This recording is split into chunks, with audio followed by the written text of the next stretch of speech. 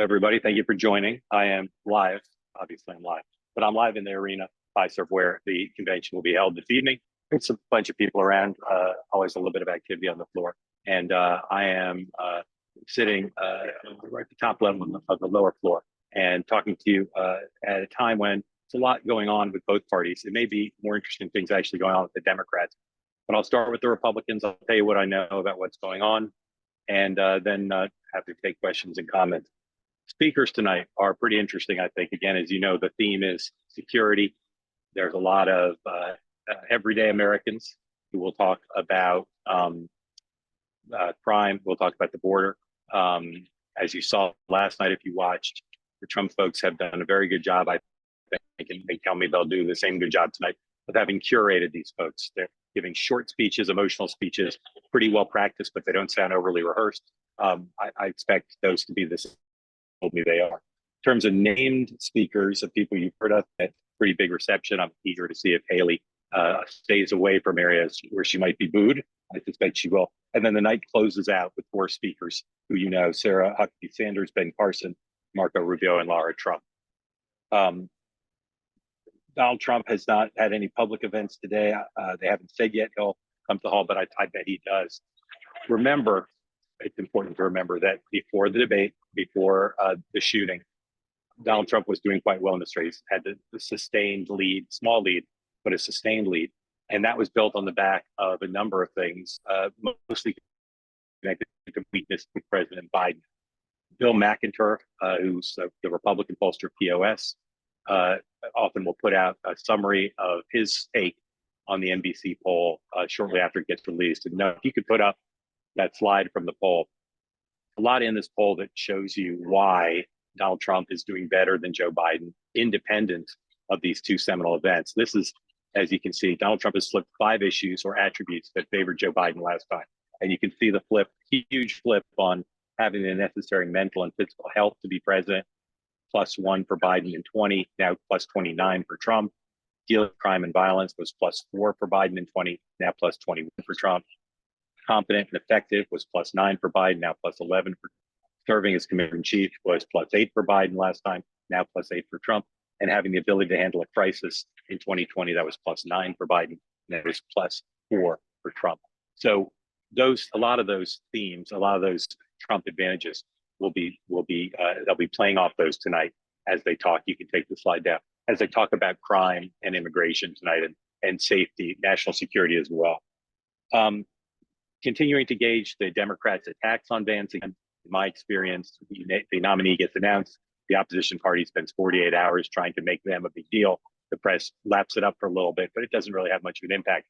I think Vance is going to be what running mates normally are, not really that big a factor unless they screw up the debate. We don't know yet whether there's going to be a debate because the Democrats want to do a CBS debate in July or August.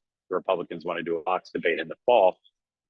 If he's having any problems, it's within the Republican Party. I don't think this will have a sustained impact, but pro-life groups are disappointed.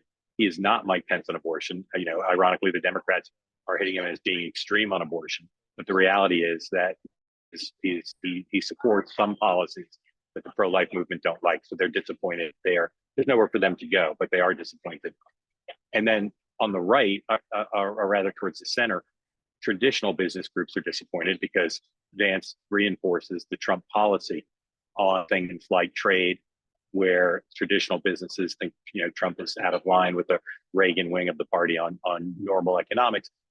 Strong support from the crypto and tech and other communities, but the traditional businesses are a little bit troubled by this, and people are watching closely now. Who will be, if Trump wins, who would be in the government? Who would be in the key economic positions of the head of the National Economic Council, Treasury? Who would be chief of staff?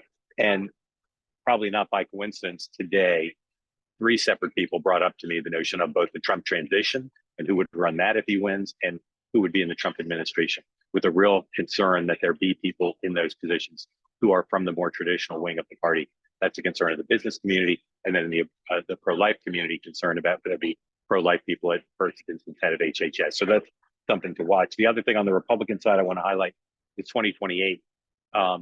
Obviously now the assumption is that if things go well, then Vance has the inside track if he stays on Trump's good side to be the nominee in 28.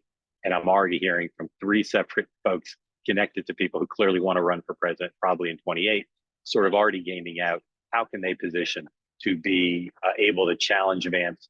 Gore was only challenged by Bill Bradley in 2000. It's hard to challenge an incumbent vice president. Gore did not have the support of Bill Clinton, and so people are looking to see, will Trump support him? I know for a lot of you that's ahead of the game, but just so you know, that is being discussed. On the Democratic side, the divisions are quite striking. They're not made up, they're real. And they continue to revolve around two questions. One is how Joe Biden is going day to day. Is he doing things to help his chances of winning or to minimize Democratic losses?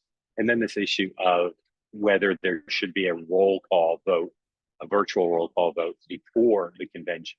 And that issue has become a real hot button between those who oppose Joe Biden's nomination and are looking to slow things down, or maybe even have an open convention if Biden is choosing to run, as he said he would welcome or at least accept, or to express their opposition to his being the nominee. There's, the New York Times has reported, and others, I believe, there's a letter going around now that House members, Democratic House members, are signing, including some who have not publicly called for Biden not to be the nominee, saying we shouldn't do this advance roll call, which, as you all know, was put in motion when Ohio looked like they were going to keep Biden off the ballot if there wasn't an early roll call. Today, Terry McAuliffe, Donna Brazile, and Howard Dean, former chairs of the party, put out a letter supporting the early roll call, not saying it was being done to protect Joe Biden, but saying it was in the interest of the party.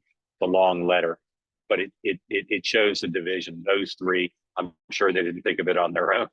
I'm sure the letter came to the Rules Committee. You see it there. I'm sure it came at the behest of the Biden team. The Biden team see this fight as something they want to tamp down. They want it not to become a proxy for arguing for Joe Biden or against him. He did another interview with Ed Gordon today. I haven't gotten a readout of that yet, but after the Lester Holt interview, a lot of Democrats are saying, we said before we want Joe Biden to do a lot of interviews to prove he's up to it. Well, we don't think he's up to it. He should stop doing the interviews because they're only hurting the party overall. We'll see what he does.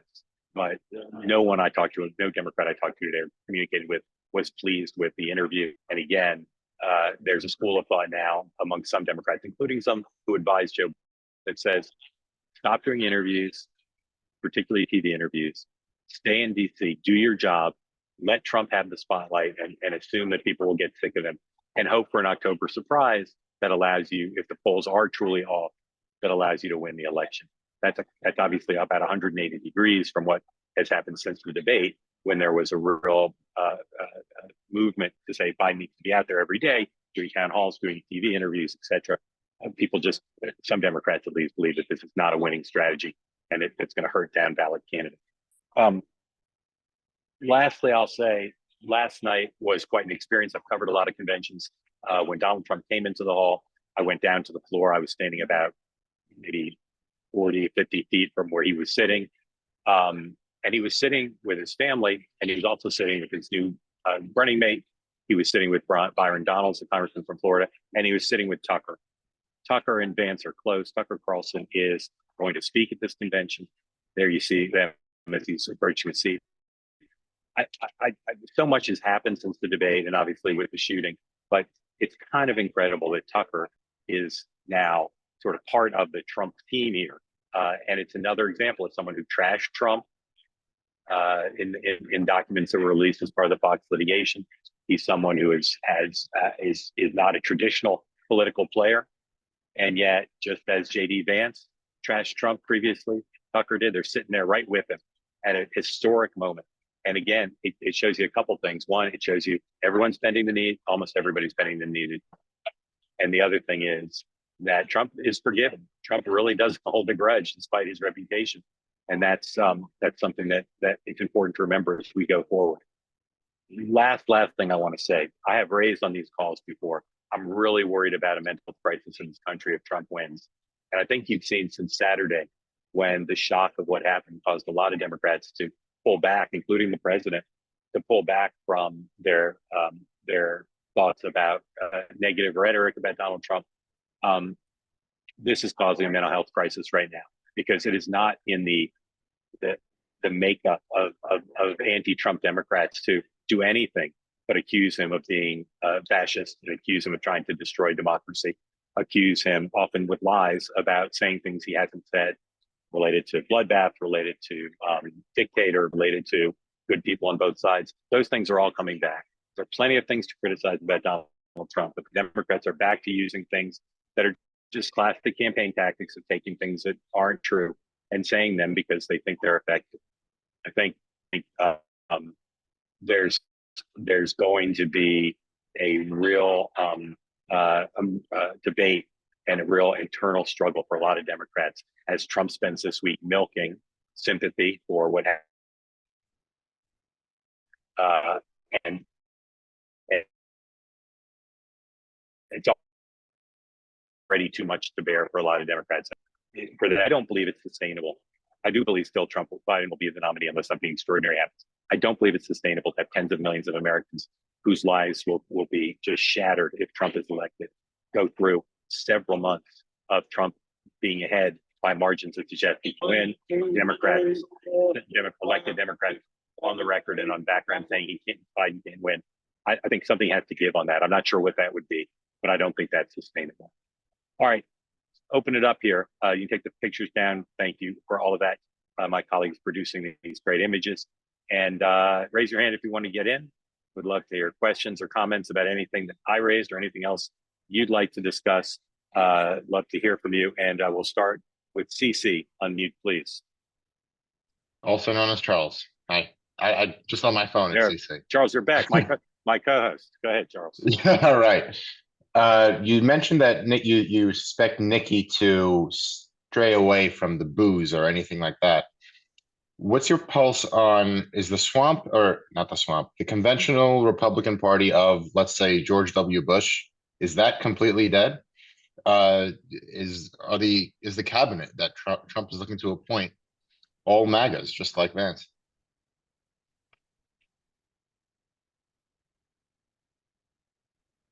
I mean, there are plenty of people here who supported Bush. There are plenty of people who give money to and working with the Trump campaign who supported Bush, but it's not the Bush party. And, Bush isn't here. That's not really normal, right? He's a living former president. There's no notion that he'd be here. He did put out a statement after Trump was targeted, but it's a little bit of both. It's Trump's party on issues, though. There's some exceptions on America's role in the world, on some economic issues.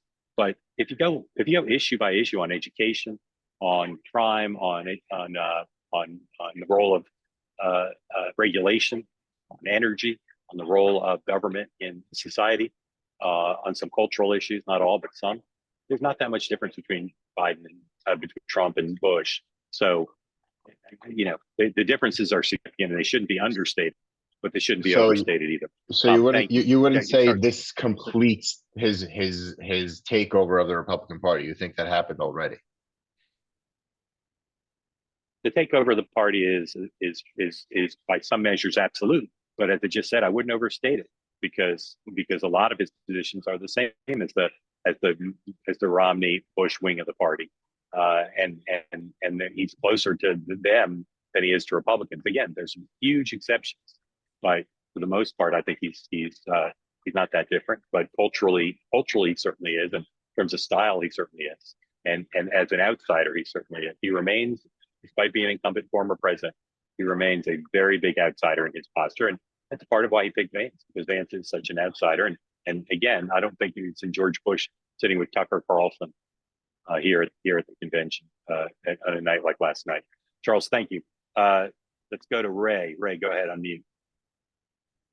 Thanks, Mark. You had mentioned the coming mental health crisis for Democrats, and I'm wondering, how would that be different? How would that look different than what happened with conservatives in 2020 when Trump lost? And, conservatives were very upset by that. I was in a focus group today. They're still very upset by that.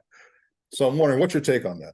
Yeah, I think the difference would be that's more anger than mental anguish. And I don't think it's as widespread. I think that's tens of millions, but I think it's a smaller number. And I believe this to be true. I may be wrong. I think those people go on with their lives on the Republican side. I think when they think about politics, when they talk about politics, those issues matter to them.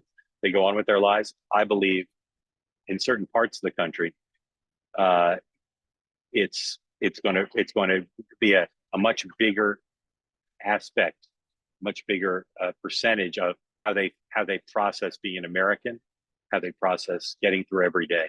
I think it's going to be cataclysmic for them. I said after Trump won in 2016, I've said this before. I have lots of people say to me that Trump winning in 2016 was the worst thing that's ever happened to them. And I would say in the beginning, when I would hear people say something like that, do you mean the worst thing that's ever happened in our politics? And they have said, no, the worst thing that's ever happened to me. And I think you would see tens of millions of people express that one way or another. And I don't think the Republicans who are upset about 20, I don't think they say it's the worst thing that's ever happened to them. I'm not even sure that it's the worst thing that's happened in our politics. They just feel that it's really bad and they're angry about it and they don't want it to happen again. So I'm not minimizing the strength of their feelings, but I don't think it's the same qualitatively as what I'm worried about will occur. Thank you, Ray. Jerry Austin, do you want to get in here? You don't have your hand up, but I'd love to call on you. Jerry, do you want to unmute? You hear me? Yes, sir. Go ahead. Okay. Yesterday, Jerry, go. you hear me? Yeah. Yes, sir. Okay. Yesterday you asked, Go ahead, Jerry. well, I think I'm unmuted, am I not? No, you're good. You're good, Jerry. Go ahead. Okay. Yesterday you asked if anybody knew J.D. Vance. And I don't know him personally, but I happen to live in a state that he represents and watched his, coming to prominence here, where now his entire career, political career, is basically owed to Donald Trump. He was endorsed by Trump in the primary in 22, and that catapulted it to win the Democratic primary. He did run considerably behind the rest of the ticket in 22, which won easily governorship and all the rest of the statewide. I think that this pick of Vance may be helpful for Democrats if they know how to play it. I'm not so sure they know how to play it, but he is on the ticket supposedly for a lot of reasons, including to talk to people in Wisconsin and Michigan and Pennsylvania. Well, we better start dumbing down his rhetoric, because his speech, he's a good speaker, he's an orator, but I didn't see in Ohio that he had the ability to talk to white collar people the way he's going to have to turn them around, or not even turn them around, to turn them or keep them in the Trump column or the so-called double haters.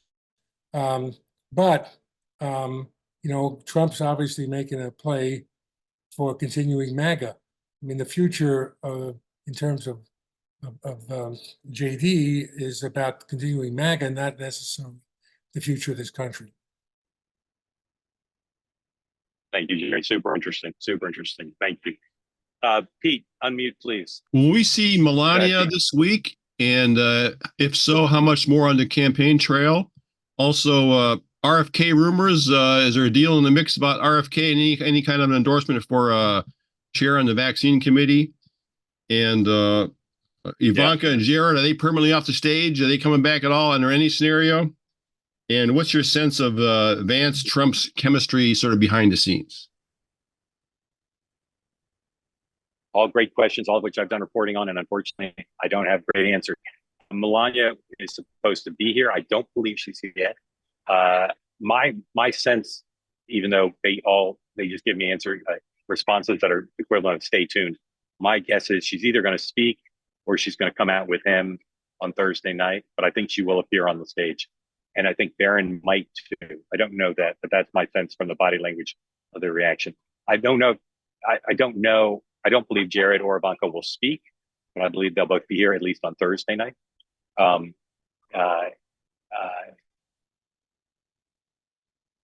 don't know what's going on with Kennedy. It's very strange. I had one source tell me that Kennedy had dinner with Tucker last night. Tucker's people denied it. Kennedy's people wouldn't respond.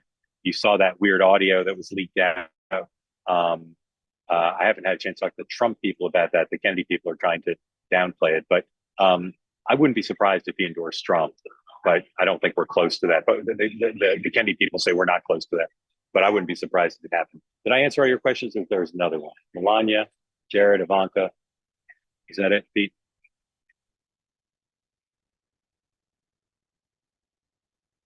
The personal chemistry between Vance and Trump. You see that?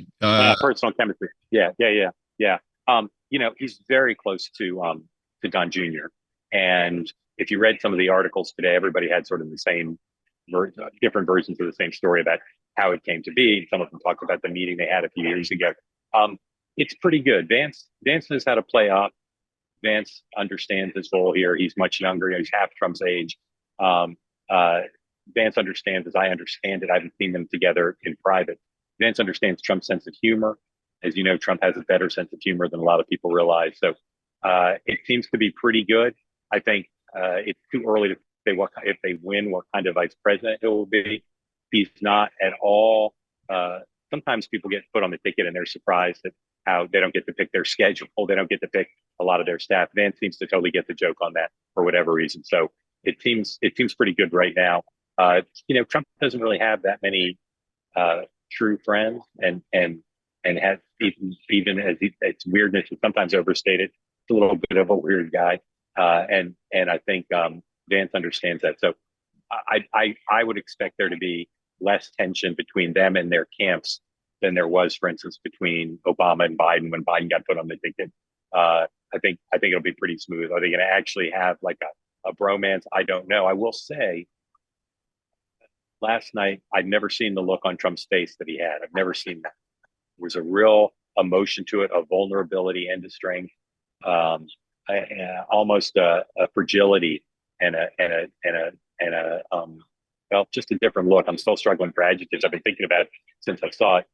And so how he'll, my guess is, just being absolute pop psychiatrist here, my guess is he will bond more with Vance, because Vance is expressing a lot of appreciation for what Trump went through, and that could bring them closer faster than would otherwise have occurred. So I don't know exactly what the contours of it will be, but nothing I see suggests it will be anything but positive. And on the Democratic side, is there anybody writing a game change style book in the Democratic side we can see in November? It's going to be published. Yeah. Do you know of anybody embedded in the Democratic side who's got a book in the works they're going to be published in November on the Democratic side, like a game change kind of a book? Right. So no one who's written a book about Joe Biden has sold a lot of copies. So it's very hard to sell, to get the deal for a Biden book these days. And all I would say is stay tuned. How about that for a tease? John, unmute, please. Yes, thank you. Mark, I don't mean to be creating a story if there isn't one, but I wonder if we can go back a little bit to the selection process, because it's interesting. I was wondering if you've heard anything that Vance was pretty much out and that Trump was leaning towards a more moderate, unifying figure. And then Saturday comes along, and in the cold light of the next day, Sunday, they realized that they are in such a commanding position. They felt so strong that they're going to win this thing going away, that why don't we just throw everything to chance and go with who we want, what we want, and we're back with Vance, damn the torpedoes. No. Are you hearing any of that? No. It was Vance all along. There was as I understand it, there was a push. Burgum was seen as too inexperienced on the national stage. There was a push by a lot of donors not to pick Vance. And so they said, all right, well, let's take another look at Rubio. There's no way they felt to be sure that the electoral college thing wouldn't be a problem.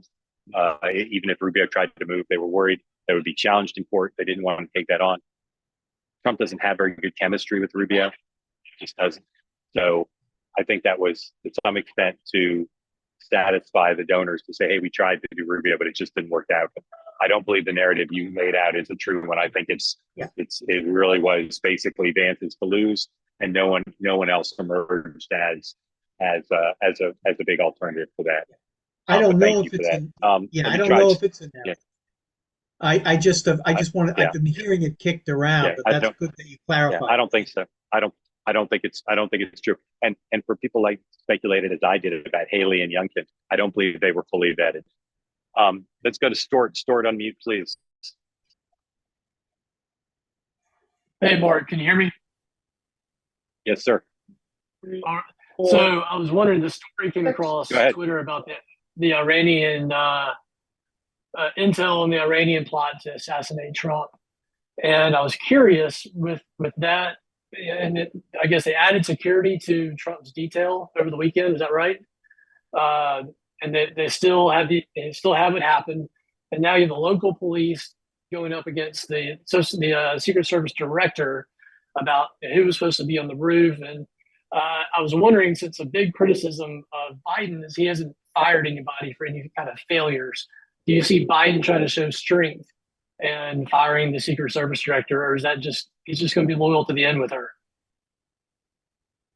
He's not going to. I mean, it would be so out of character for him to do that. Mm-hmm. And I think I said this yesterday. I was surprised that Mayorkas was so strong in defending the service and expressing confidence in them, when I think both the politics and the substance would have suggested a better move. Again, both substantively and politically would have been to say, we need to find out. And if the mistakes were made, heads will roll.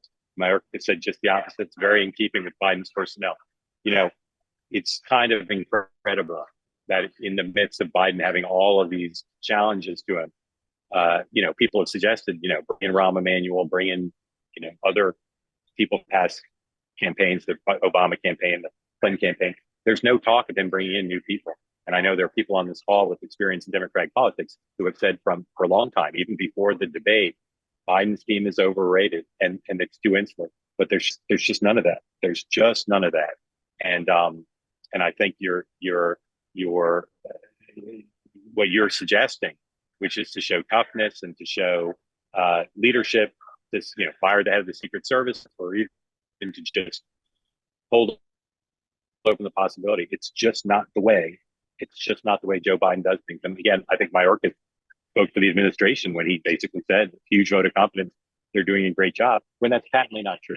I mean, that wasn't a great job. You can say put anything you want about it. It was not a great job. Let me go to Mr. Briggs. Unmute, please.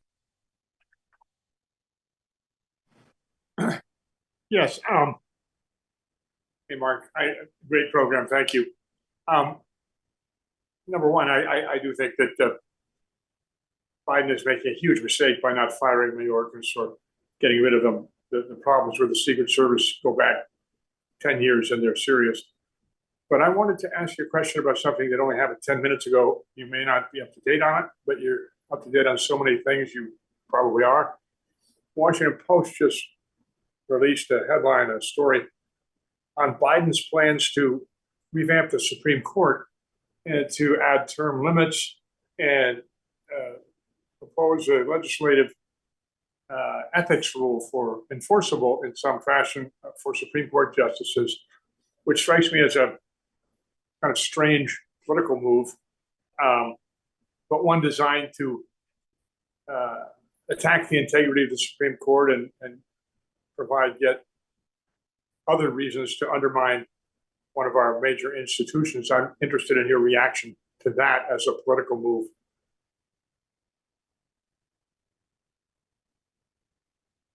Yeah, I see the story, and I'm gonna call on Joe Scarboro to speak while I take a look at it and think about it. And so maybe after I get a quick look at it, you can comment on whatever you wanted to raise, as well as on this story, which thank you for bringing to my attention, because it's an incredibly interesting story. I can jump from glancing at it. Joe Scarboro.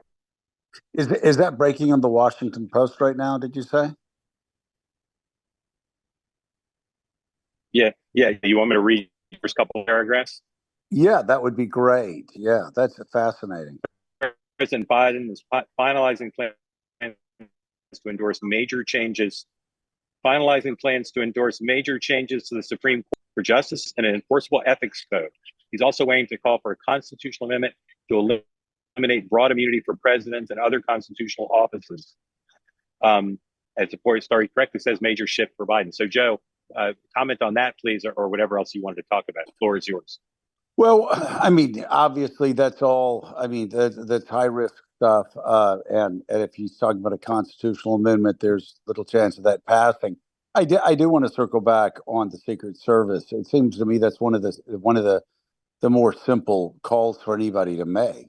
We were, Mark, you and I, of course, and I know probably a lot of people on the call, we were just horrified by the fact that the building that gave a shooter with an AR-15 an open shot to the president of the United States, a former president of the United States, a guy who may be the next president of the United States. There's a fireable offense right there. It's a fireable offense. The fact, though, that on top of that, we ran this morning the Wall Street Journal video of the Secret Service not covering Donald Trump and giving him basically 10 seconds where he was exposed. And he was exposed because, politicians, that's what a lot of politicians would do. We all know famously George W. Bush was demanding that the Secret Service fly Air Force One back to Washington, D.C. on the morning of 9/11. And he was going around demanding it and ordering it. And the head of the Secret Service on the plane said, with all due respect, Mr. President, this is not your airplane. This is our airplane. Our job is to keep you safe. We all know the story about Dick Cheney being lifted. They just came in and lifted him and carried him out in the morning of September 11th and took him down to the Situation Room. That's what the Secret Service does. We've seen it before, where they put their hands on top of a president's head or a presidential candidate's head, put them down, and there's no exposure. That didn't happen here. That speaks to such an elementary flaw in training on the part of Secret Service, that I'm not saying that those agents need to be disciplined or fired. This is a basic a training issue, a Secret Service training issue. And it cuts again, it shows that there is a cultural problem, a real cultural problem with the Secret Service. I'm seeing now a picture of the snipers that actually I can't even begin to say what heroes those two men were, and what they prevented from being unleashed in this country. Just absolutely remarkable. But Mark, this is an easy call. Somebody needs to be fired, and I don't know how high up you go. It depends on what the investigation shows. But I find it hard to believe that at the very least, the head of the Secret Service is not relieved immediately, not just for failing to secure the perimeter in the most basic of ways, for not responding to people at the rally shouting for 90 seconds that there was somebody on the roof without stopping things. But again, most importantly, I think for failing to protect Donald Trump as he was getting off the stage. I'm still, every time I see the video, I'm shocked. So I'm going to be on the move here for a little bit because the music has been cranked up. But I want to talk to you about the Supreme Court proposal that the president's considering. Obviously, it's political. It's election year. These are issues that the left have urged him to take on for some time. And he's a sort of traditionalist. The former judiciary chairman in him has resisted, calling for a change in the filibuster or changing the Supreme Court. Here you have him unveiling it, according to the Washington Post story, in a call with the Progressive Caucus. So, what would your guess be? Is this being done for an inside game to keep the Progressive Caucus from calling for his not to be the nominee, or do you think he thinks, or this could have appeal to the general public, these kind of proposed changes? Well, I wrote a column several years ago for the Washington Post saying that it's not shocking. We're all our memory is defined, not our memory, but our reading of history is defined by what happened to FDR when he tried to expand the court, and it was a political nightmare for him. And I suspect it would be looked upon unfavorably by most Americans. Of course, it happened throughout history with several presidents. I mean, Washington obviously began with a judicial reform issue at the beginning, and then, of course, Jefferson, and then you go to Andrew Jackson, Abraham Lincoln. It continued to expand as the country expanded until it got to 9, and it stayed at 9. So is there anything shocking and unconstitutional about it? No, there's not. There's actually a constitutional remedy that would allow for that. I will say, though, for Joe Biden, a man who, again, on the Judiciary Committee, a guy who is an establishment figure, a guy who is, as you've said, doesn't really make waves a whole lot. This would be a very surprising move. And I also think at this point in American history, during this campaign, obviously would I think cause even greater divisions. Yeah. Joe, let me just ask you, as you would do to me if I failed to answer your question on your program. So I'm going to ask you again. Do you think this can have let's say Biden goes through with it, and I doubt he will, because he always chickens out on these things and agonizes about it. So just because he floated on the call, if he went through with it, do you think it would have electoral appeal that would help him win? Or do you think I think it would have electoral appeal with his base, which may be what he's interested in. These are the sort of things that when I was in Congress, where we would talk about doing these things and people would raise their arms and wave their arms and say, oh my God, the American people are going to be shocked. They're going to be so shocked. And the American people just aren't shocked. I mean, I don't think there would be a massive backlash to it like we read about in the history books with FDR. Because I think most Americans now, if you look at the polls, see the Supreme Court as being politicized. So they would say, okay, well, it's very politicized. The numbers continue to drop. And again, regardless of where you are on Roe or on Dobbs, the majority of Americans didn't want that to go through, and didn't support the Supreme Court overturning a 49-year-old precedent. So I think most Americans, and this is, I think this is a tragedy, because I have such reverence for the Supreme Court. I have such reverence for federal judiciary. I'm afraid that most Americans see the courts as being politicized and wouldn't be shocked by this as much as the political class and the elites and the people that are writing op-eds would suggest they would. I think it would help him with progressives. I think the people that are going to swing this election for the most part would probably yawn at it. So I'm sure everybody on this call would have very strong feelings about it. Right. If past his prologue, he won't do it. Right. If the Post story, as I skimmed through it, read the top, seems entirely based on what he said to the Progressive Caucus. And my guess is he said it to them to pander to them, but that he won't really follow through because he'll agonize.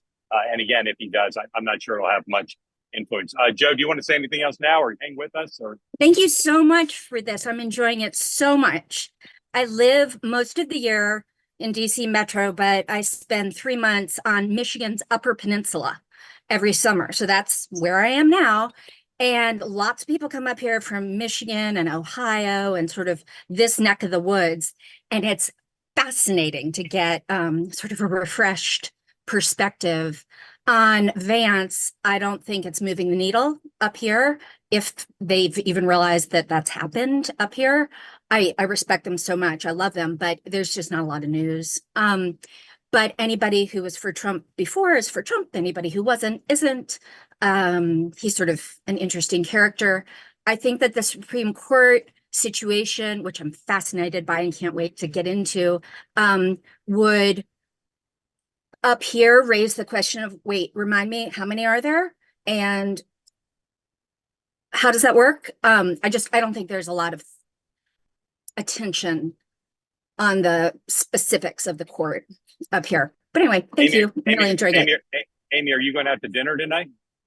No, I'm not. I'm having a tomato sandwich. Okay. I'd love if you go out and about between tonight and tomorrow's morning meeting, if you could ask around and see what people in your neck of the woods in Michigan think, and see if they've ever heard of J.D. Vance or Joe Biden's float of a Supreme Court change. Report back, see what they're saying in Michigan. I'll get you 10 by tomorrow. All right. Thank you, Amy. We'll see you in the morning. Thank you. Bye. Adam, go ahead, please. Unmute. Hi, good afternoon. Thank you for taking my question. I think what you said before about feelings is really, I think, the thing here. For better or for worse, Trump brings out so many feelings in folks, and I think Biden at this point has lost the thread. He doesn't he doesn't generate anything. There's no news. There's nothing that's moving the needle. He doesn't have his finger on the pulse of anything at this point. It just feels like he's, the Supreme Court thing that was just announced is just another stab in the air that he's just trying to. It feels desperate. How does he change this? I mean, I recall you saying that they're frozen. There's no answers right now. How does he change this? Because it just feels like it feels like everything he's trying is just failing. Yeah, Adam, who are you voting for? I'm a reluctant Biden voter. Like I've said to many times in the past, that I think it turns out you need a person who is somewhat decent in that office. And being a New Yorker, I've seen Trump for the last 3 decades, and I've seen him operate. And I had a family that did business with him way back with his family way back. And like that, the construction business. Let's not even go there.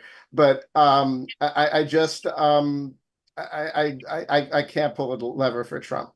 Yeah, Adam, if you were in a room with the entire Democratic caucus, all the Democrats in Congress, House and Senate, and they said, Adam, what should we do? Should we continue to publicly and privately press Biden to step down, or should we recognize that he's not going to, and we should all just start supporting him? What would you argue then? My argument is, I think the Democrats have become what we've accused the Republicans of being for all these years. We've become, the Democrats, and I don't want to say we, because I don't consider myself party affiliated necessarily. The thing about the Republicans for so long has been they've just been licking the boots of Donald Trump. Well, now no one's standing up publicly, or so few people are standing up publicly to go ahead and say what needs to be said to Biden. And it's awful. I think he's for a politician, a decent man. I think he is someone who is, done his service to his country and so on and so forth. And I think he doesn't know his exit. And I don't know why. Well, I do know why, but I just find it so frustrating. And I find it so sad that no one is going to speak to him to tell him that he needs to make this most difficult decisions for his benefit and for the country's benefit. And I don't necessarily think, I don't have an answer that Kamala is going to win. I don't think Doug Shapiro, Shapiro is going to win. I don't have that answer, but I know it's not Biden. If you could pick, Adam, any of the people talked about as other replacement nominees if Biden did step aside, who would you choose if you were interested in electability? I find Whitmer fascinating. I don't know much about her. I find Shapiro fascinating. I don't know much about him. I think Bashir, being a governor in Kentucky and a Democrat, I think there's a lot there. Adam, you're offering me a buffet. I want an a la carte choice. Who would you choose? Based on my level of knowledge, I'll just throw a dart and say Bashir. Bashir. Okay, Adam, thank you very much. Larry, unmute, please. Hey, thanks. Hey, usually when there's a shooting, especially of this high profile, there's a little bit of there's chatter about gun rights and the Second Amendment. We were in Nashville when the Covenant shooting happened, and the governor, Bill Lee, red Republican, started down a path of talking about more gun control. And I'm just curious, there's been no thought about that, but is there any reason that Trump would go there? I'm assuming he saw God on Saturday, and I'm wondering if that has any opportunity in this conversation. If it has any opportunity, it would be after he was elected and inaugurated. He's not going to do that. Not going to do that in the conjunction with the campaign. I guess I shouldn't rule it out, but they're counting on gun rights advocates to be a huge part of their coalition. Pennsylvania, Michigan, and Wisconsin are all huge hunting states. So I would seriously consider that at this time. And the gun was purchased legally, as I've read that it was purchased legally. So that makes it a little bit different. Larry, thank you. I want to try to bring in 2 people who don't have their hands up, but I'd love to hear them in colloquy. Two great Democrats, Dan Turntine and Jim Kennedy. both of whom worked with, amongst others, the Clintons. I'd love if you two guys would unmute, if you would, and just tell me about where you think Biden is right now, where the party is right now in this fight over whether the roll call should be delayed and happen at the convention, or whether you think it should be and whether you think it will be, or whether you think that the establishment forces of Terry McAuliffe and Donna Brazile and Howard Dean and others in the Biden team will force it, and they'll get away with, in effect, having the early roll call to shorten the runway during which Joe Biden has to fight a little bit harder, at least, to stay in. So, Jim and Dan, I turn it over to you to say whatever you wish about that. Love to hear your views. Jim, you want to go first? Well, if not, I'm happy. I mean, Dan, go ahead. Yeah, I mean, you asked two separate questions. I mean, I think among rank and file Democrats, staff, I've got more text messages from people today, just so demoralized, their hands up. They just keep saying, Joe Biden's got to go. Even a friend who's on the campaign who thinks that there should be no more campaign. But it sounds like Pelosi's still continuing to make her push behind the scenes, but she can only do so much. And, she can lead people to water, but they've got to do more. And I don't see Biden getting out. Despite the bad interview yesterday, I just don't see, and I don't see how they're going to stop this roll call. It's his party. Jamie Harrison's his chair. I mean, Clyburn and he put him in there. I don't see enough people. It's, the New Dems have done this type of stuff always, right? The New Dems are always the skunk in the garden party, and then they fold. And as long as the progressives and the Congressional Black Caucus and, Jim Clyburn, people thought might say something different on Friday. He didn't. I don't see it, but people are so demoralized, and I just don't. And I continue to hear the money's a problem. And I continue to hear that money is going to House and Senate candidates. Yeah, I hear the same thing. Jim Kennedy, let me ask you, not if or what will happen or what should happen, but do you think the roll call will happen early, or do you think that they'll be under pressure to delay it? That will have to bow to? I think they'll be under pressure to delay, and I think they should delay. I don't see any reason to rush it. I understand sort of the initial logic of it, but unfortunately, President Biden is one medical episode away from not being able to be the candidate. And, if you rush the nomination and then something happens, then you're in a worse posture. I think he will become the nominee. I think he wants to, although I was thinking / hoping that what happened lately has taken the initial pressure off him, and he might not be feel bullied and might be able to make an independent decision to withdraw. But I think he'll continue. One thing, guys, stay with me. One thing that hasn't been raised lately that I've heard is Hunter, right? Hunter's already been convicted. His other trial's coming up. I've long said that the only two things that could cause Joe Biden to reconsider would be something with Hunter or something severe with his health. And I'm wondering whether you guys think that could somehow be part of a calculus if he does decide to stand down, or that's got nothing to do with him. What would you guys say to that? Yeah, I think he could and should take advantage of any sort of sensible reason for leaving, and I think he would be, celebrated in history and by the party for making the right tough decision to do that. I understand he doesn't want to get pushed out, but if he does make such an independent decision for family reasons, nobody would speak badly of him for that. And I think it would. Now, of course, the party would still have huge issues in terms of who succeeds, but that's a separate question. I think he could do his legacy some good by making that tough call. I mean, it's hard, Mark, if, Hunter's one of the biggest cheerleaders telling him don't get out. Like, if he were going wobbly, on his own, then perhaps, but I have got no inclination that Jill or Hunter have changed their tunes at all. Yeah. So, Dan, there's been a lot of talk about Nancy Pelosi, and Politico reported she's at the center of whatever organized movement there is. And we've heard some about Barack Obama and his talking to Nancy Pelosi, the fact that he, feels he can't get him out. what we haven't heard lately is the Clintons. And I'm wondering what you think, where you think they are. Are they just uninterested in trying to be involved, or they don't think they could influence Biden? What would you say about the absence of the Clintons in this discussion? It's just not who they are. I mean, I don't, Bill Clinton, twice they tried to push him out, 92 and 98, and he didn't do it. And I just don't see them. I've asked a couple people, and look, I mean, Terry McAuliffe is as close as it gets to the Clintons, and here he is signing that letter. Yeah, good point. Good point. Yeah, I mean, yeah, several people I know who still talk to him, and one person talks to her, just says they're just not going to do this. They just not where they are. Yeah. But I'm not sure they believe he's going to win.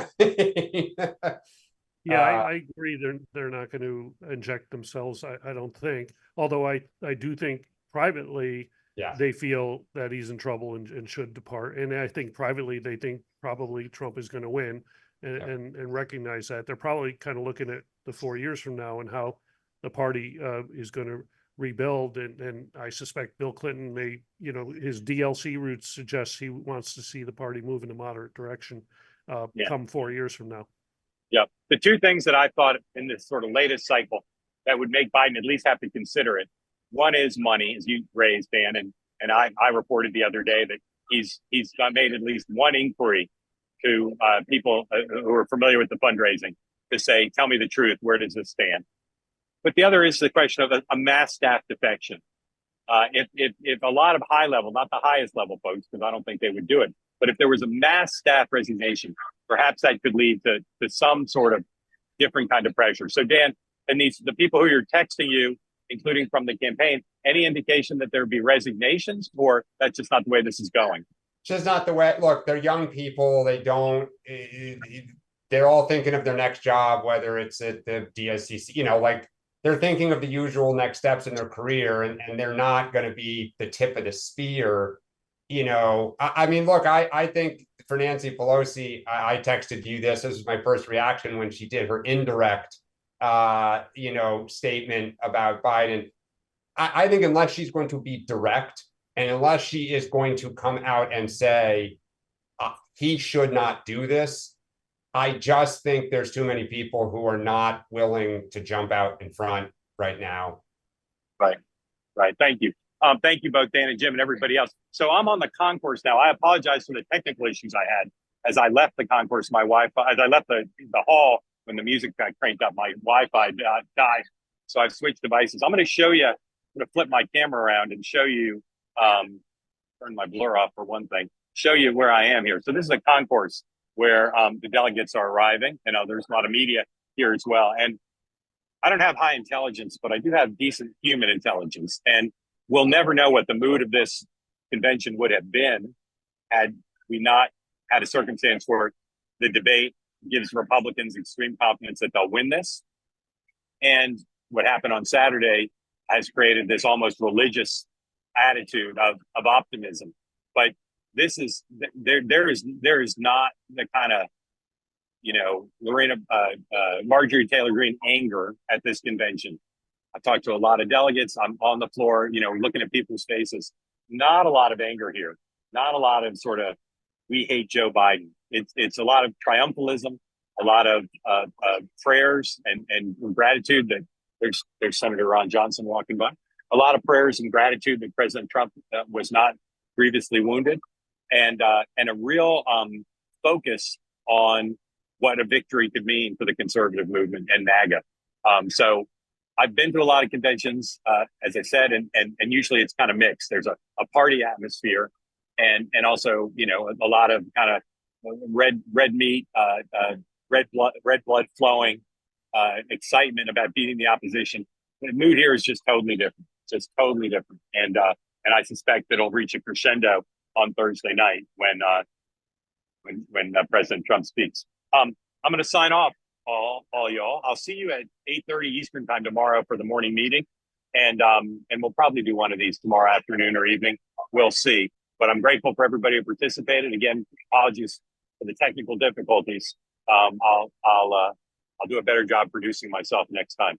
Have a good evening, a good night, and we'll look forward to our Michigan report on the morning meeting, 8:30 Eastern time tomorrow. Thank you all.